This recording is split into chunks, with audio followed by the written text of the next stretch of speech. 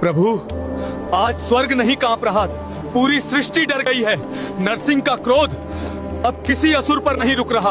ये वही क्षण था जब स्वयं देवताओं ने एक देवता से दूसरे देवता को रोकने की प्रार्थना की। नरसिंह ने अधर्म का अंत तो कर दिया था, लेकिन उनका क्रोध अब सृष्टि के लिए संकट बन चुका था। और जब शक्ति सीमा भूल जाए तो उसे रोकने के लिए केवल शक्ति नहीं, महाशक्ति प्रकट होती है। कहानी उस क्षण से आगे बढ़ती है जब अत्याचारी हिरण्यकश्यप का अंत हो चुका था। धर्म की विजय हो चुकी थी, पर संतुलन अभी बाकी था। भगवान नरसिंह का अवतार अधर्म के विनाश के लिए प्रकट हुआ था, लेकिन उस युद्ध के बाद उनका प्रचंड क्रोध शांत नहीं हुआ। उनकी उग्र ऊर्जा से दिशाएं कांपने लगी, धरती थरथरा उठी, आकाश दहकने लगा और समय तक सहम गया। देवताओं को भय हो गया, यदि यह क्रोध न रुका तो वह शक्ति जो सृष्टि की रक्षा के लिए आई थी उसी सृष्टि का विनाश कर देगी। तब सभी देवता ब्रह्मा से लेकर इंद्र तक एक ही स्थान पर एकत्र हुए और पहली बार देवताओं ने किसी और देवता से नहीं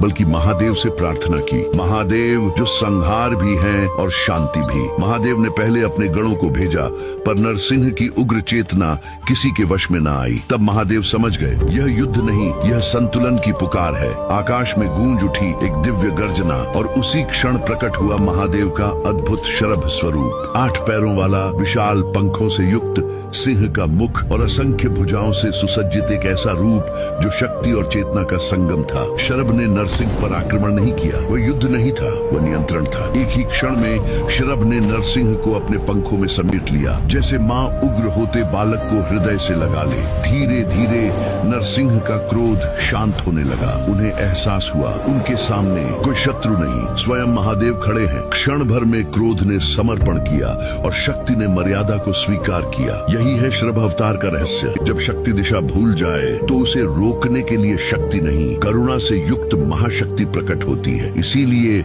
महादेव केवल विनाशक नहीं, वह सृष्टि का संतुलन है। यदि यह कथा आपके भीतर भी श्रद्धा जगाती है तो हृदय से लिखिए।